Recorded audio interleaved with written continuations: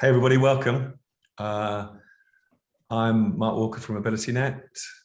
You're joining an AbilityNet webinar. Hopefully that's where you thought you were going to be to learn about culture and empathy in an organization. We're going to be starting in a few moments. You usually allow 2 or 3 minutes for everybody to join. We've got over 150 people at least who are expecting to be here today. I'm just looking at the numbers tick up as you all join us.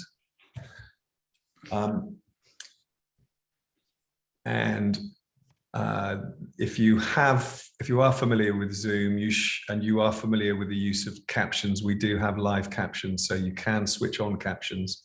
And we'll be showing you some other housekeeping information in a minute, but we do have closed captions in place if you need to use them.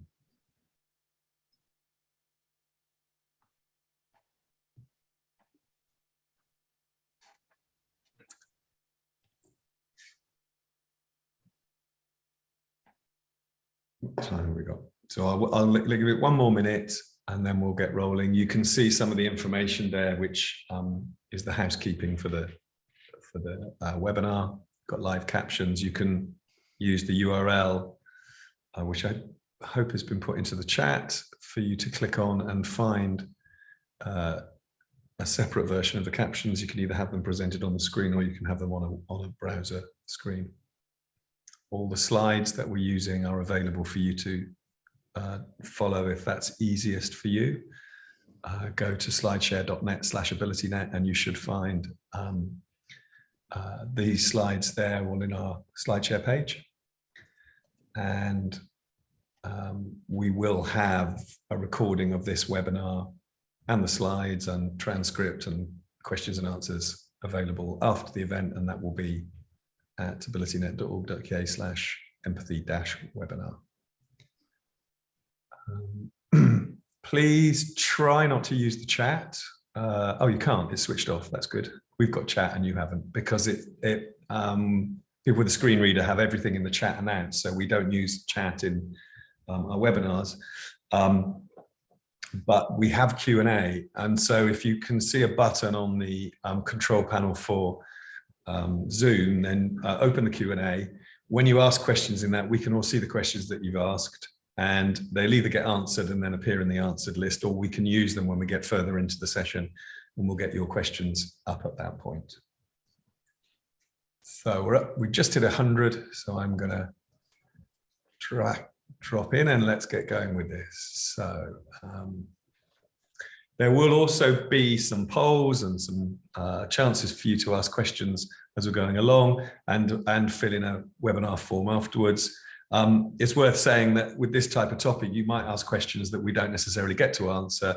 We always wrap that up into an FAQ afterwards for you and answer as many of the questions that you have. So please do use the Q&A as much as you want as we're going along. We may or may not be able to answer all those questions.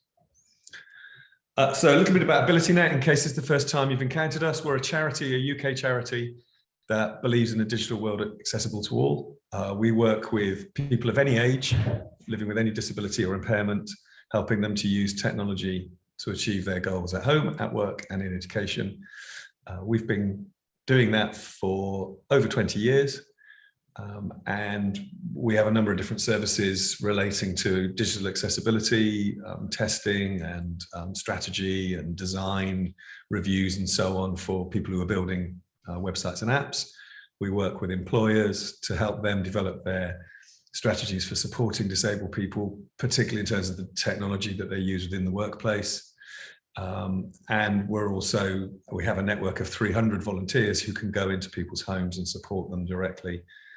So we help several thousand disabled and older people during every year to get to grips with their technology, help them get the most out of the tech that they have. What we're going to look at today is about empathy. So I've got 2 great guests here. We published an article about this a bit over a month ago, just about what empathy has to do with diversity and inclusion and accessibility. So today is really moving on from that and saying, okay, so if you haven't seen that article, there's a lot in there that is really about why empathy forms part of the conversation around accessibility and disability and inclusion and diversity. There's 5 different people that we've interviewed in that article, Ted being one of them, who we'll be introduced to in a moment. But what we wanted to do there was sort of really review, look at what is empathy all about? What role does empathy play in enabling us to deliver accessibility and inclusion in the workplace? What we're doing today is a bit more of a catch up on how we do that. So this isn't about the background to all of that stuff. You can go and read that article. This is looking at some of the top tips that we have for actual practical things that you might be able to do in the workplace or within your team. So somebody's asked for the link. It's abilitynet.org.uk/empathy, which is the link to that story if you haven't seen that yet, and we'll share that around afterwards. It's up there now if you want to go and have a look at it. Just abilitynet.org/empathy. So we've got 2 great speakers today, and I'm going to introduce you to them, and then we're going to crack on and start the conversation. So Maria, hiya, how you doing? Hello, thank you for having me. Checking we can hear you. Perfect. Maria, what's your role and what organisation do you work for? Okay, so my name is Maria, and as you know, I am the Senior Equality, Diversity and Inclusion Manager at High Speed 2. You know, everything I do as part of my role has to do with equality, inclusion, and empathy. Absolutely. So I was very pleased when I was invited to join you. My background is really in EDI and disability inclusion. Back in the day when I was working as a consultant, I used to be a social entrepreneur, and I was a national winner of the Ready to Start Disabled Entrepreneur Award in 2010. I was vice chair of the Community Disability Engagement Group for 2012, and also founded a cooperative of disabled women, Sisters of Frida. And in 2019, I was very, very proud to have been listed in the Power 100, one of the most influential disabled people in the UK. The reason for this is because I am severely deaf. I communicate with captioning, lip reading, amplified telephones, people's patience, and basically all of these ingredients enabled me to have good communication. And this is what makes me passionate about inclusion and empathy. Well, thank you. Very briefly, Ted, I'll ask you to introduce yourself, and then we're going to sort of dig in a bit further into your work at Maria and find out more about what you do. Sure. So my name is Ted Drake. I'm the Global Accessibility Leader at Intuit. I've been doing accessibility for about 20 years. I got into it when I was the website manager for the Museum of Art in San Diego. And that's when I realized that these websites we were creating had to be accessible because everybody that goes into a museum should be able to enjoy the artwork. So that led me to exploring accessibility, the standards-based web development that started to become popular around that time. I joined Yahoo and was a Yahoo engineer, and I co-founded Yahoo's Accessibility Lab. And then I moved to Intuit, and I've been at Intuit for 10 years. And at Intuit, it's everything from code reviews, design reviews, working with legal, working with diversity, equity, and inclusion. Just about every day is something different. But the whole goal at the end of the day is let's make it easier for our customers to run a business, do their taxes, and manage their money. Cool, thank you. So I'm going to run a poll just because we're interested in getting the people on the call to tell us who's here, and that can obviously then guide some of the sort of thinking we have about questions and answers that we're going to give when we meet Ted and Maria. Could I ask you, the questions should be available to you now. Could I ask you to fill those in now, everybody who's on the call? We're interested in the range of roles that you have. Obviously, some of you are going to be accessibility specialists. Some of you are HR professionals, diversity and inclusion, and others. So, I mean, if there are other roles that have drawn you here, then we're interested in that. If you could mention that in the Q&A, something that you think would be relevant for us to know about your professional interests. We have another question below that, which is why you're here. I am an empathic leader. I want to be one. What's your interest there? And then also about the nature of the organization you work for. Is it not for profit? Is it a university? What sort of size of business is it? And then in the Q&A, if you've got a chance to put anything there you think would be relevant, it helps us think about what sort of topics may be most relevant to us. So I've got 75 of 111 people voted so far, or polled so far.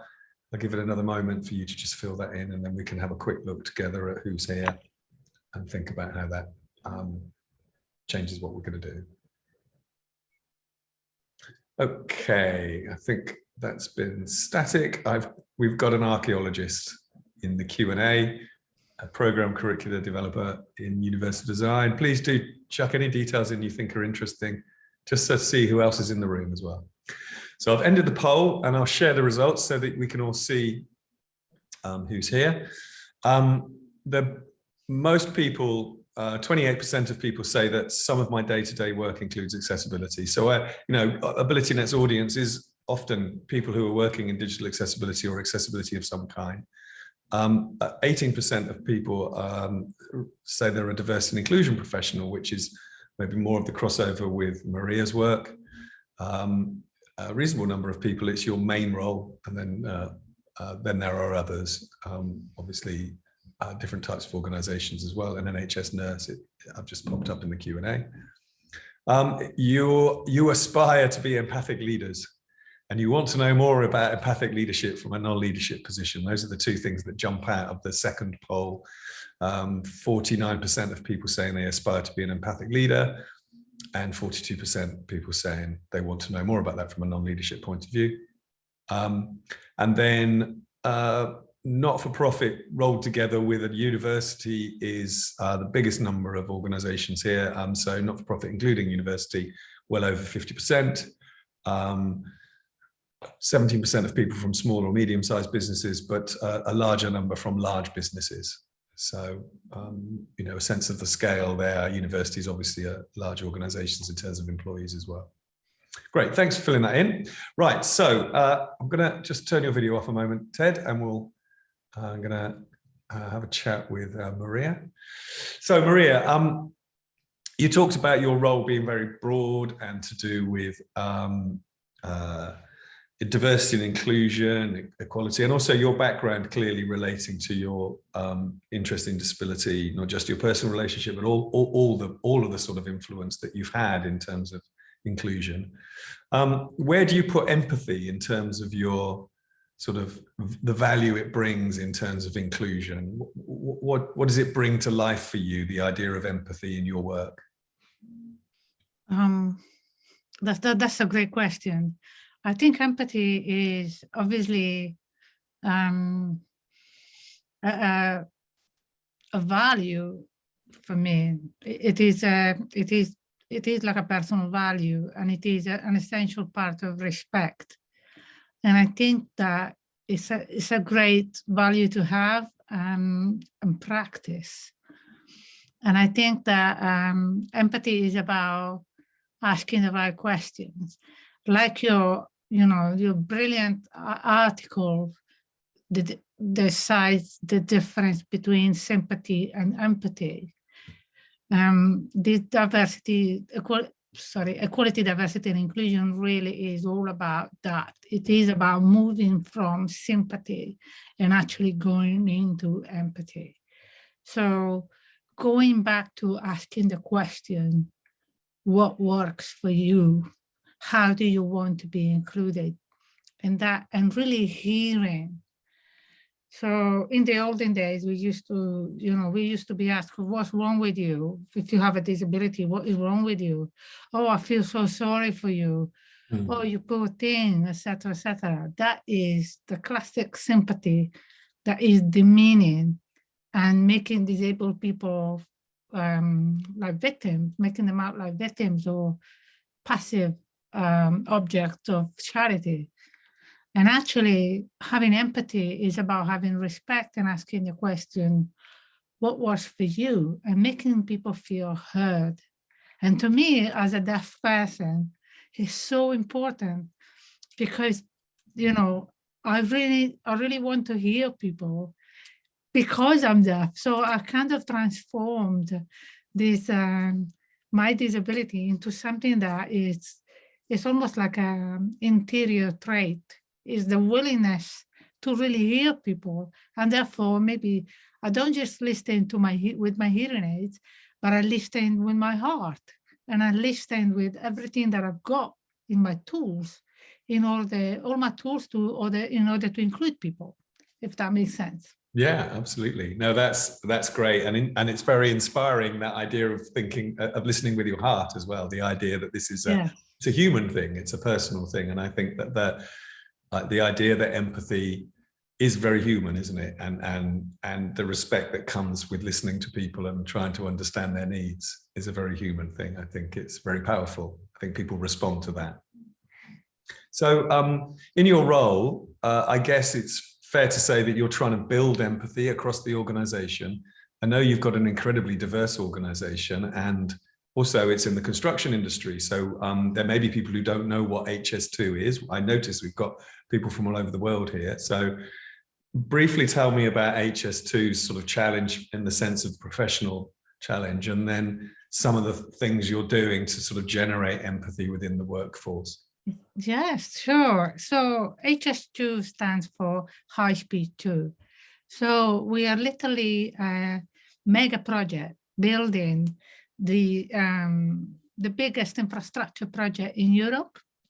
It's going to be the longest underground and overground railway, so that we can run our fastest train on it. It involves many, many people. So at HS2, we have about 2,000 staff, of which I'm responsible for in terms of equality, diversity, and inclusion for the workforce specifically. But essentially, HS2 manages all of our suppliers that are delivering HS2. And we are really part of the construction and engineering industry. So we manage and we deliver the actual infrastructure from a construction perspective and from an engineering perspective. And so everything from, building the stations, clearing out the way for it, and making sure that people along our routes are helped and supported, because they are affected by the works, of course. Also, we will build all of the new stations. We will lay down the tracks. We will build the new trains, and everything with our inclusive design principles.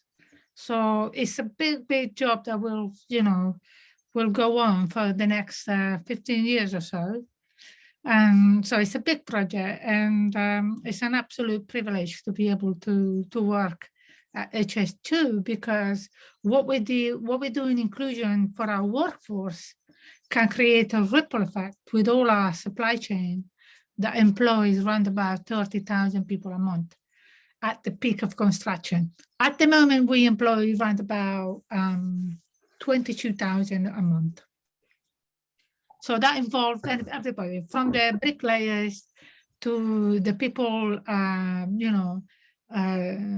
driving the tunnel boring machines that are building the tunnel underground, and it's incredible. It's an incredible project. It's just, yeah. Cool. As you say, it's an unusual environment to work in as well because of the breadth of it. So you must have some fairly simple things you're trying to do. I know, this is what we talked about previously. So for you, the challenge must be that complexity as well. But I like the three things you're going to talk to us about feel like there's structure and framework for that approach in terms of building empathy. So can you tell me a bit about how you go about that? What are the three core parts of your work right now in terms of building empathy? Okay. Well, I mean, you're right. I mean, when I joined the HS2, at first I was a little bit worried because I thought, oh my gosh, I've never worked in engineering and construction. And I've worked with train operating companies before, but the railway is already built. So this is a completely different, industry really. And I was thinking, what kind of environment will that be? Construction, engineering, how inclusive are they? I was a little bit worried about the massive challenge ahead. But actually, when I joined in, it was incredible because I realized that actually, one of the things that we say in the team is it might be complex, but you'll never be bored. And that's for sure. So I love that. I love that aspect of being so involved in equality, diversity, and inclusion that not one single day is the same. There are different things to get involved in. So that is the challenge, but also, the real privilege. It's a real privilege as well. And so one of the things that, that really got me hooked was that when I joined, we started working on the company values. And that was really key because there were values that were voted by all of the workforce. And they are integrity, safety, leadership, and respect. And so that gives you a really good background to work for against, So I guess what I'm trying to say is that everything you do, if you join a new organization and you find out what the values are, all of the work that you're doing, if you refer to the relevant values in order to kind of make your way and pave your way in, that kind of gives you the support because everybody likes the values, they've been voted in. So that's a little sort of psychological thing that you can use to say EDI is part of the respect values, and this is why we do this. So that is definitely something that is very useful. And so, and one of the things that we do around equality, diversity, and inclusion is to equip people with the right conversation skills. So that helps you solve so many problems because you have a toolkit. You can sort of look at how do I have a constructive conversation about performance management? If I'm a manager and I have someone that is not performing as well, it is quite hard. It is a difficult conversation to have. How do I do so inclusively and respectfully? Or for example, you have a disabled team member and they require some adjustments. And some people might think that there's too much attention being paid on that person, or they might feel resentful of some of the flexibility and so on. And so understanding the language to have, projecting it against the values, this is about respect, this is about integrity and so on, helps our managers drive this conversation in a very fruitful way. So I will definitely say, provide training to all your managers, in having constructive conversations. So that's definitely something that we do. And then the other thing that we've done, and this is really kind of groundbreaking for engineering and construction, is we've developed a great flexible working policy, which actually is really groundbreaking for our industry. And actually, my colleague Stephanie Elton is the brains behind it, and she was invited by actually ACAS, the Employment Tribunal, to talk about how she put together this policy. And so the importance of this is that if we do something at HS2, you can be sure that our suppliers will also look up to it. So that's where we have a real opportunity to influence and build our legacy. And so the flexible working policy is a fantastic piece of work because it's really based on the respect value and integrity value. And basically, it stands on the principles of the 3 Ps called personal choice, professional development, and program needs. And so you can negotiate a little bit of how the flexible working can work for you. For example, if you are a bricklayer, you have to relate your request for flexible working in relation to your role. So perhaps you might not be able to work from home, okay, because you have to be there on the ground, laying down the bricks. However, you can absolutely have a conversation about when it is strictly necessary. Do you need time to take leave and negotiate around childcare, negotiate around any other things, care and responsibilities, for example, so that you have a little bit of flexibility. Your mental well-being is secured with that, because you have the comfort of knowing that, your manager is on board, and you can really integrate your work life and your personal life in a way that is always requires flexibility, but is constructive and open to negotiation. So the flexible working policy that we have needs to be based on the role. Not everybody can work from home. Some people prefer to work in the office, but the flexibility and the spirit behind it, built on the respect value, I think that's what's really amazing and really groundbreaking in our industry. And then I just mentioned one last example, which I think I'm very proud of, actually, because as a disabled person myself, I really appreciate it when people, make adjustments for me. For example, just joining in this conversation, AbilityNet have made sure that I could access the conversation, that I could see the captioning, and so I feel fully included. So I know how important it is to have adjustments being made promptly. And so one of the things that we do at HS2 is we have a very good system that captures the adjustments of our employees. We work in collaboration with our occupational health staff, also our DSC, so display screen and equipment staff. So we really kind of, between us, we kind of try to make sure that all of our people have what they need as soon as possible, as soon as they start working with us. And so I think that gives people a sense of trust and a sense of welcome and feeling included. And it is about empathy, because it is about listening. Rather than making everybody feel like treat everybody the same, we are empathetic enough to listen carefully and make adjustments for the individuals, rather than one size fits all. And so I think those are pretty good examples of how we can be empathetic employers. I'm really proud of it. That's fantastic. Thank you, Maria. And as you say, they're really good examples. They're very practical.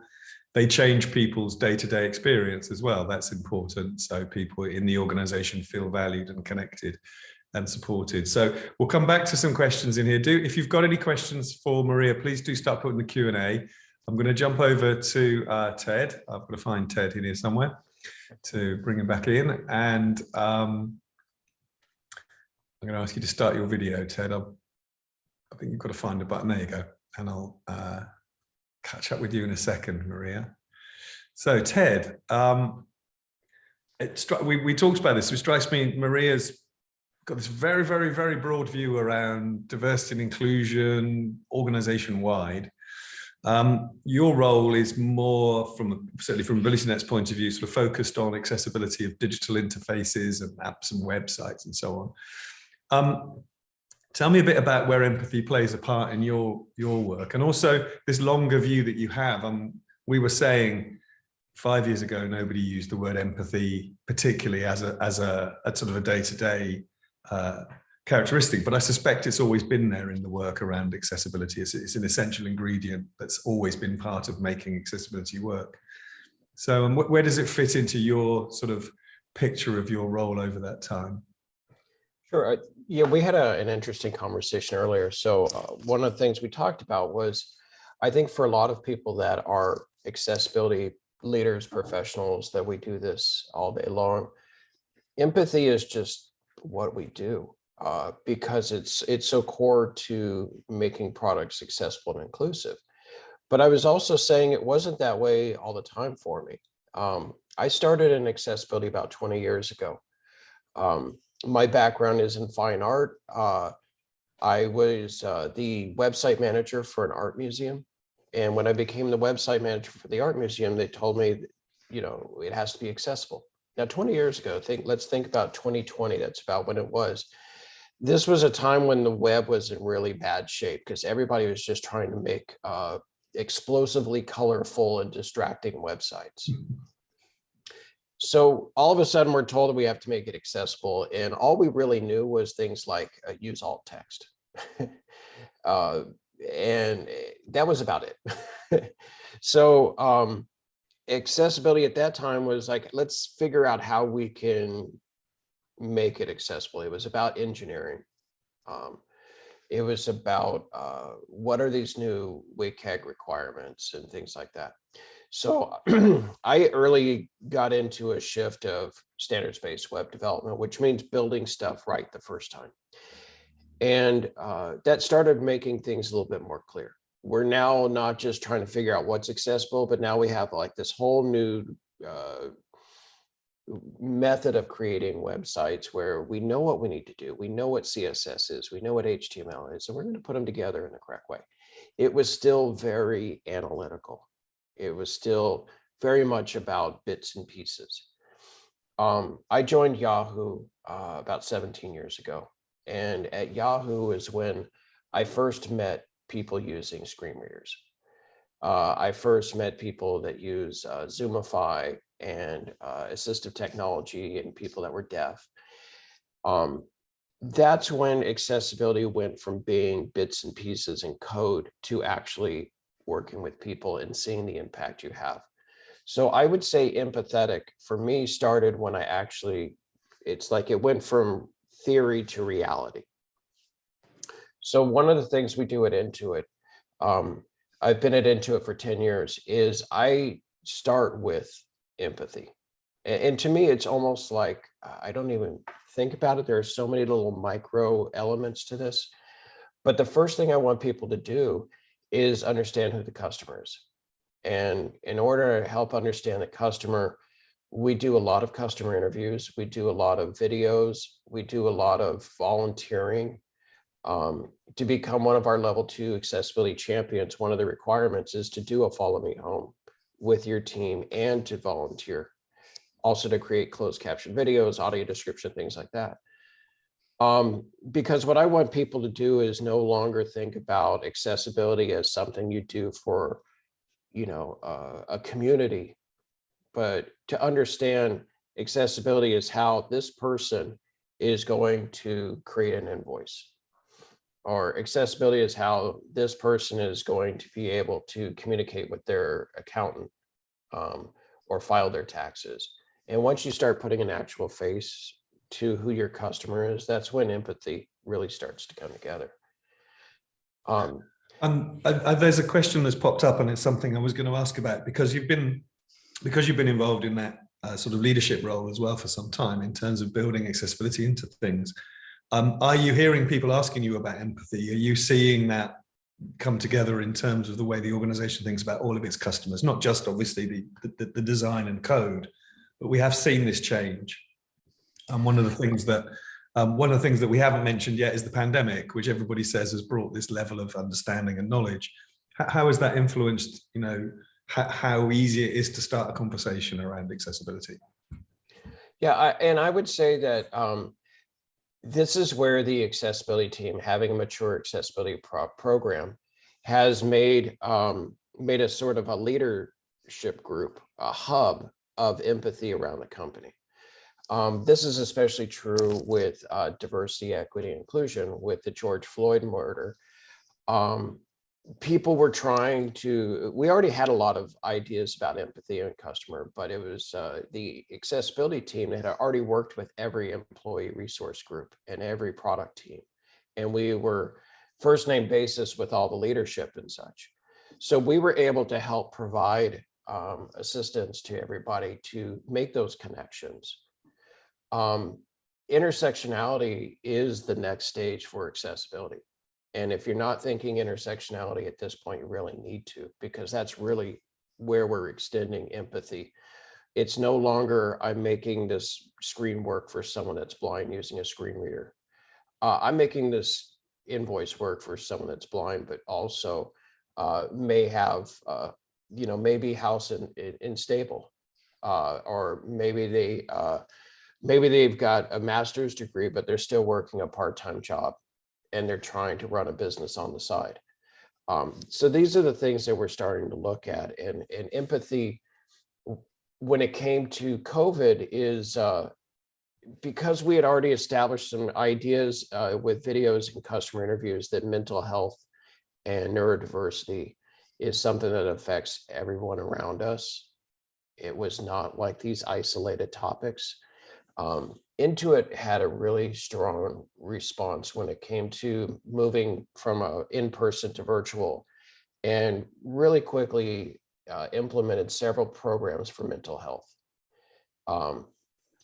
Not just Zoom fatigue, but also the impact it had on people from the COVID, and also from being in a house with your family nonstop. People needed help, and we realized very quickly that there were mental health concerns. Not only did that help our colleagues that had mental health problems like depression, but also those that normally wouldn't say that they have a mental health concern, but at the same point were exhausted and were starting to have anxiety. And so that was one way, is by having a mature accessibility with empathy. It made it a lot easier for the company to start supporting whatever needs to come up at any point. And are there particular parts of the organization that you are connected with now that you weren't so much? I'm wondering around HR and some of the stuff you've described there, the more rounded picture of how the organization works, then maybe you are able to connect into that because of the accessibility work that you've been doing, and that it then lends influence to the work you're doing as well, I guess. Yeah, and our accessibility team is primarily product focused. So we are focused mostly 75 to 80% of our work is on the products. However, I would say over the last 2-3 years, we've been working closer and closer with the accommodations team. And it used to be more like, here's Ask Jan, which is the Job Accommodations Network. Excellent place to find out information about accommodations. I think it's the Department of Labor, United States.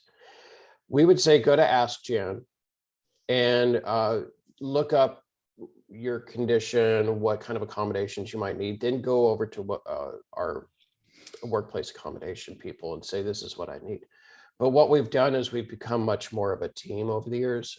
We just implemented a centralized budget, which makes it much easier for small teams to afford American Sign Language interpreting. It kind of removes that barrier of, I'm a team of 4 people. I don't have the resources to pay for X. Well, now that budget is coming out of a central budget. So it that really helps hiring and diversity. So that, yeah, accommodations is one where we've really started working together. Cool. I'm going to bring Maria back in. Get my mouse to work. Here we go. Where's my mouse not working? Maria, I'm asking you to put your video on, and we can bring you back in together. Yes. Ted, I'm going to jump over the video, if that's all right. Unless you want to show it, I've got the video here that you. There is, well, let me at least describe it for people. Yeah, cool. There is a video that we show to everybody. It's a video, I believe, from the Department of Labor in the United States. It's called it's not a great title. Disability sensitivity training video, I think is the title on YouTube. It's about 4 minutes long and it's excellent. We show this to every new employee. We show it at every workshop and boot camp and any place that we can. Anybody that becomes a champion, they have to watch this video. In 4 minutes, you're going to learn more about disability etiquette than we could cover in, a 2-hour workshop. Yeah. Well, so rather than jump over it, we'll include it in the show notes. But I also think it's an example of it's sort of sensitizing people. That's not the wrong word necessarily, but that empathy is actually first encountering people, knowing what to say, understanding different perspectives. I wondered whether there's anything like this that you use, Maria. So that, you know, some of the sort of catch-all almost, isn't it? The first sort of contact with disability that people may have had where they're a bit unsure what to say, or they're a bit unsure what language to use. Do you have things in place where people have resources that they can use, or links like this that Ted suggested from YouTube? Well, no, we don't have anything on YouTube right now to share right now. We have an HS2 channel where we talk about many initiatives, especially around the supply chain and what we're trying to do and what they do to make sure that the works are inclusive to all the people that are affected, to the workers on site, and so on.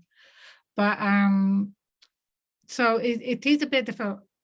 What I would say is that generally in the workforce, internally, we do refer to workplace adjustments. And then that way we avoid the language issue. Also because, as you well know, disabled people are quite reluctant to share their disability status for obvious reasons, because for so many people, disability is still a stigma. And they don't know, they might be fine with it, but they don't know how an employer will understand. They don't know how a line manager will understand the disability, so they're reluctant to share. And so if we actually refer to workplace accommodations or adjustments, I think that is a very good way of making the term more inclusive and a bit more flexible. Many people will say, for example, oh, I'm not disabled, I just happen to have diabetes. Or I'm not disabled, I just happen to have dyslexia. And actually, they do require workplace adjustments. So in order to make sure that people feel respected, using that term gives you the flexibility to make the adjustments that are needed. Yes. Yes. So, and there's a question here about language, I guess, is could you ask Maria how she prefers to be asked about adjustments or accommodations? I don't know if you've seen that question there. I think that's actually about your own personal view of that, obviously separate as also your role, how you then encourage managers, those difficult conversations that you're giving them training in. That part of that, I'm sure, is about being able to listen to how people prefer to communicate.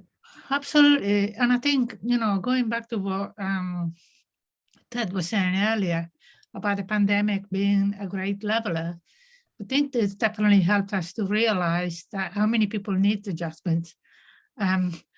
Just to give you an example, in terms of our own employee database system that we use to manage adjustments, we have recorded a massive jump over the pandemic. And this goes to show that it is not about how we define people, because there might be the wrong definition, and it's important that we implement adjustments regardless, in order to hear people, to be empathetic to people, and actually say, what do you need, rather than making assumptions. So our data, for example, shows that when it comes to self-declaring disability, disabled people in the workforce, it's only about 3 to 4%, depending on how many people we have. However, when you look at the adjustments that we make, the workplace adjustments, we actually, on average, pre-pandemic, we used to make adjustments for about 18% of our people. And now, as a result of the pandemic, and even now that it will seem in the UK that we're managing it differently, and we could say that we're coming out of it. I don't think we're coming out of it yet, but there is a different way of managing it. And we are now seeing around about 34 to 35% of adjustments for our workforce. So that could be anything from providing additional coaching, additional counseling, or how to manage, how to manage your time, all sorts of, medium to substantial adjustments that we implement for people. And I think that speaks to the empathy of the employer, because they're not just labeling it as disability, but they're just saying you are a person with multiple intersectional side to yourself. And so we have to pay attention to intersectionality. There might be more than one need, multiple needs that need addressing. You could be a Black person, you could be a disabled person, you could be a parent, you could have care and responsibilities. And so all of this comes into play when the workplace and the people's lives intersect. So that's really important, that we are fully empathetic and fully open to asking the questions without any prejudice, without any assumptions. Yeah. So stepping on from that then, Ted, there's a question here. I guess this is looking at the 20 years experience that you have, and everybody wants that silver bullet, don't they? It's describing here an organization where it's not very mature. People aren't necessarily hearing this sort of the accessibility evangelist, you know, that lone voice that we've all been at certain times. So leaving aside a global pandemic, what's the other thing that you think has made a difference in that time? What can people do to you know, maybe make a step change in terms of how this is understood? Is empathy a good way into this conversation, I guess? You know, is it now a live space you can take this conversation to? Yeah, and one of the things we learned when we were at Yahoo is that video makes a huge difference for people. It's one thing to say, you need to make this a heading, or you need to fix this table, or you need to add alt text to an image. It's a completely different thing when they receive a video, or that video is attached to a bug report saying, this is the experience of someone who has low vision, or someone that's using a screen reader, or someone that can't use a mouse. When you show a video, that's going to start kicking off your empathy, because now all of a sudden the people that are looking at that ticket can understand what's the bad experience. And so that's a good way of starting. The other thing that I found is we have an accessibility champion program, and you can learn a lot about champion programs. If you're on LinkedIn, you can look for the Champions of Accessibility Network. It's a global network of companies. But that really transformed everything at Intuit. We've now had over 1,200 people complete the champion badge. That includes watching that video, watching other things, setting up their computers for testing, running their first test. And the conversation around the company has changed. So now I go into meetings, I don't have to describe accessibility. People are coming to us and saying, here's the tool that we just built, or here's the testing that we just set up. Can you review it? So I think setting up an accessibility champion program can really help. It just changes the way people from all levels of the company actually understand what accessibility means. And I guess you've also got the employee resource groups and all those equivalents, which are sort of in parallel. There's often a lot of crossover in how those two are evolving. The champions and the ERG groups. Maria, do you see the ERG? I mean, HS2 is not necessarily an old organization, so it's still relatively young. Is that growing? Is that moving out? Obviously, in your own professional experience, you've been absolutely involved. But in HS2, how do you grow that type of community? We're very, very, very proud of our staff networks. That's what we call the ERG. We have 8. And, the key thing, they are an essential part of actually embedding the values. So going back to the values, that is always the reference. And then on the basis of the values, we make sure that we know how to make them come alive. So that's the ERG/staff network role, because they really make everything that is on paper or digital really come alive, because we're using people, and there are people who are passionate. And then, as far as, for me, accessibility is absolutely essential, because it's often misunderstood, like Ted was talking about earlier.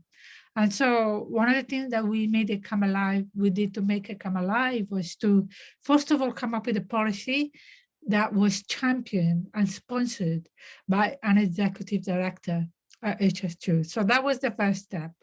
We made sure that it was fully consulted with as many departments as possible so that they each could bring in what the policy will be, how the policies will be served by their own respective directorates or teams or departments.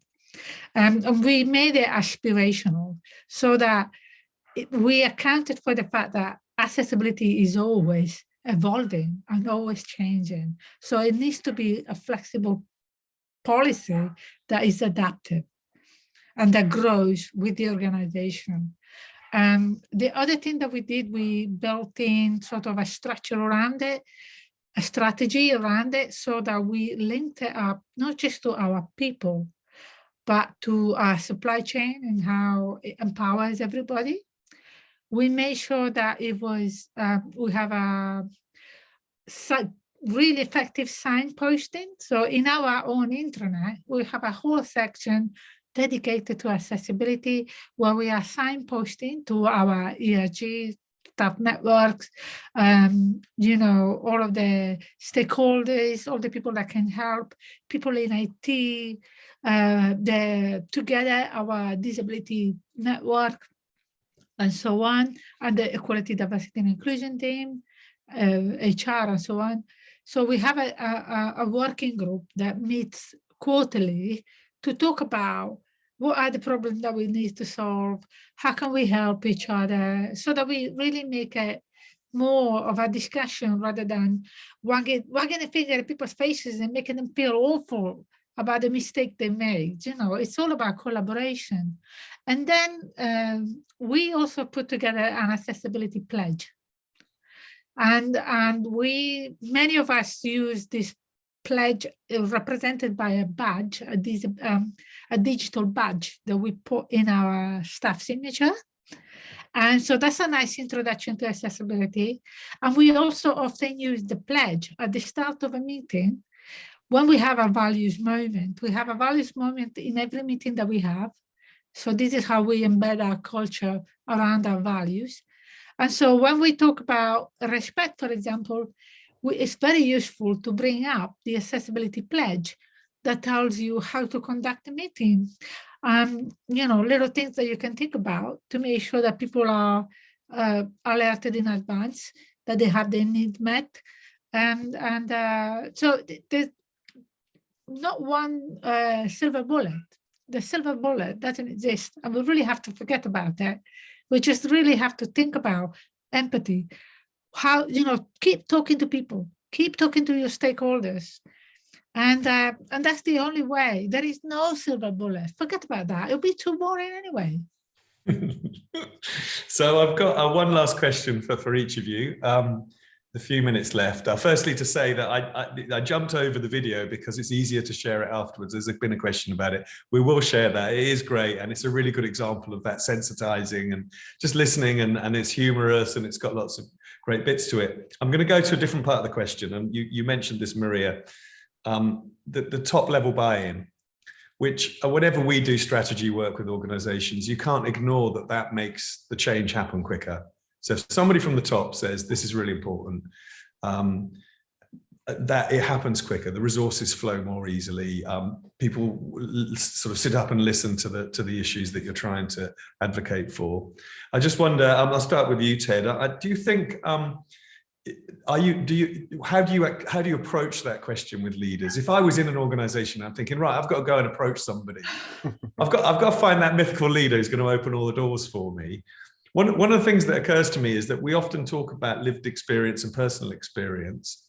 Do you feel genuinely that the people who are most likely to be sensitive to that will have personal experience of disability or inclusion or some sort of diversity issues? Is that your experience, that's who you tend to gravitate towards, is you find out somebody's got a child with particular needs, or you know, is it that simple? That sounds a bit mercenary almost, but you know, that you need that person. But who are they? Are they really there? Can people become empathetic, or are they already empathic? You already have to find someone who's got those traits.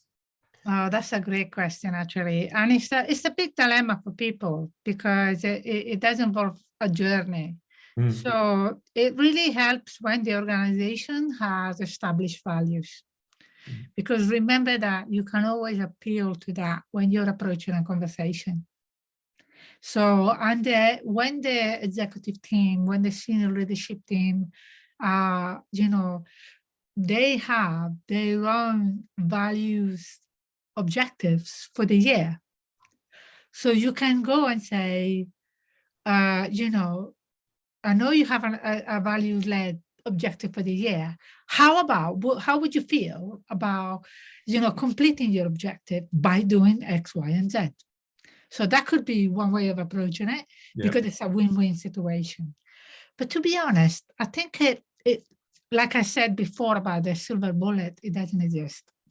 So the key thing is for people like us, people who have a little bit of influence and can really help other people understand accessibility, equality, and inclusion, we have to have an attitude that is collaborative and empathetic. Most people, they want to help, they want to be inclusive, and often they don't know how, or they're scared. They're scared of making mistakes. They're scared of saying something inappropriate. They're terrified of cancel culture. Everything has to be politically correct and so on. And I think that is what stops most people from actually doing the right thing. So I think it's really important for us, each single one of us as leaders in our own right, to approach the conversation empathetically and say, you know, someone makes a mistakes and they say, you know, something about my deafness that might be slightly inappropriate. I take that opportunity to try and say, oh, I appreciate that you might not know about that. This is how it can help. And I also appreciate the fact that you're trying to help me. And so this is how you can help me better, or this is how you can help your reports better. This is how you can help your teams better. And so that opens up the channel of communication, because they now realize that you're not going there telling them off, making them feel bad about their mistakes, but actually really helping nurture that conversation, that empathy, which is not about, don't do this because you feel sorry for me. Don't do this because you feel you have to. Do it because it's about our values, it's about empathy, and together we can go on a journey. So it needs to be dialectic. It needs to be reciprocal. And so I think when you approach equality, diversity, and inclusion that way, it's not that hard to actually reach out to senior leader and say, you know, really sell them the positive and the good stuff of the inclusion. I find that quite good, actually. Okay, and Ted, I can see the sun's come up. Yeah, the sun's coming up. Ted, so really looking at that in your experience, Maria's describing a sort of a more of an organizational sort of framework, but in your experience of leaders who you've had around you, the door openers, the influential ones, how does that look now? I mean, is there more understanding at senior management about this than there was 20 years ago, perhaps? I mean, have we seen a shift in people's attitude and understanding in this area, do you think? Yeah, one of the things that helps, I've always thought I want the senior leadership to trust me. So I've been very open with our senior leadership. When I see them, that was one of the benefits of being in person. When I would see them in the cafes or anything like that, I always go up to them, let them know that I'm going to do everything in my power to keep them from being surprised by good or bad news. And I'm going to celebrate wins with them and let them know, you know, what people around the company are doing. So when they get a message from me, they can typically trust that it's going to be something that they need to look at. Low signal to noise ratio, essentially. So what that means is that because they know me, they know the accessibility team, when we reach out to them, they're much more likely to respond. And I think that that's key. I think you should not be afraid of leadership. You should actually share with them. But just don't share the minutia. Just, you know, one of the things that my first boss says, put everything in the first paragraph. If there's an action item, it better be in the first paragraph. because they may not read the rest of the email, but at least keep an open dialogue. That has had really, really good support for us, especially as people move from one part of the company to another and they become like the CEO. I worked with a CEO 10 years ago when he was leading one of our business products. And so he was always a big supporter of accessibility. I knew that when he became CEO, I could go to him for anything. So I would say, yes, keep the communication channels open. Don't be afraid of leadership. Be their ally. Don't come to them when the fires are out all the time, screaming fire, fire, fire, but rather, hey, here's a new customer and look what this person just did. Brilliant. Thank you. So we're drawing it to a close. There are a few other questions in here. I just want to pick up one more, which is about language. And I think we've talked a little bit about how we communicate around this. How do you, within your organizations, do you have guidelines? Do you have policies? Do you have training videos so that people learn this interaction? And Maria, you were saying, you can, people ask you questions, but you respond in certain ways. But do you have training that people go on? It seems like a very important part of the glue, that people can understand the rules and don't feel scared. So Ted, let me ask you first, and then Maria to finish. Do you actually have those guidelines? What does that look like in practice inside Intuit? Yeah, part of our workshops and things is to talk about people first language, but also to let people know that many communities are identity first. And so it's not bad to start with people first, but if someone corrects you, then you should go with what their correction. For instance, in the deaf world, a lot of times it's identity first. Same thing within autism.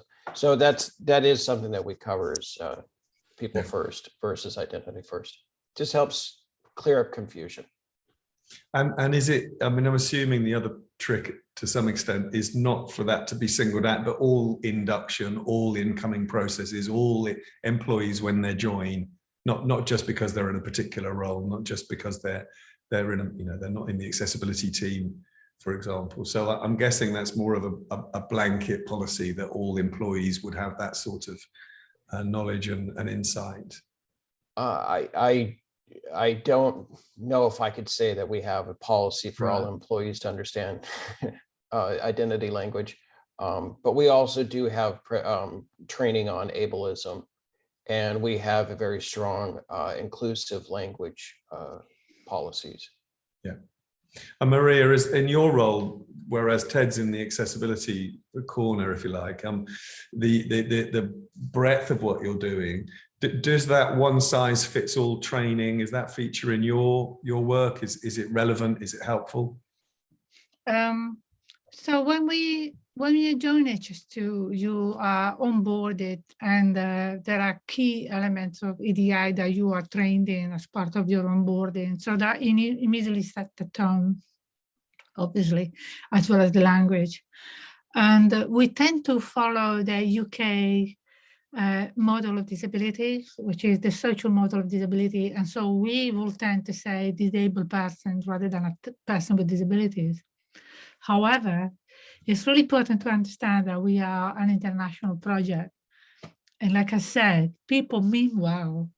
So and I've worked in America for 5 years, for example, so I know that when they say people first, person first, they absolutely are doing the right thing as well, because they're actually putting the person first and the fact that they have a disability second. So that the both sides are equally great. And I think maybe we should steer away from this binary way of looking at language and actually just adapt it for the fact that, especially when you have an international workforce, we have engineers and directors from all over the world.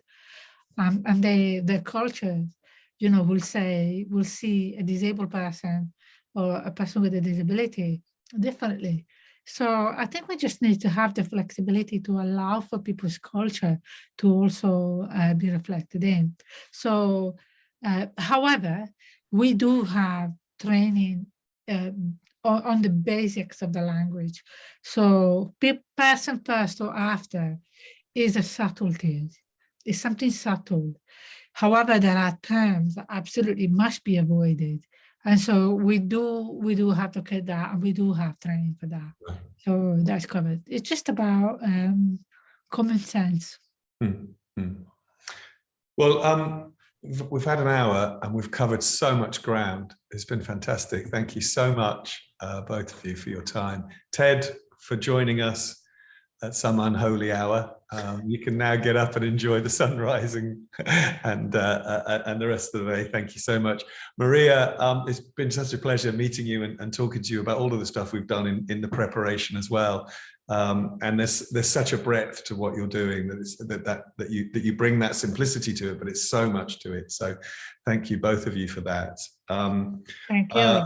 I've got to refer on to the article, the video that Ted shared, I think is great. So anybody who's watching or listening to this later, please do take a look at the article, do take a look at the video and a load of other resources that will connect in on the webinar page that we haven't covered today. And then it's worth mentioning that we have training in AbilityNet around recruitment, inclusive workplace, onboarding. We have a load of accessibility skills training as well. There is lots of training available, and I think it is really about seeing the subtleties that you said. It won't be one size fits all. It will be just enabling people to learn and grow their skills and knowledge.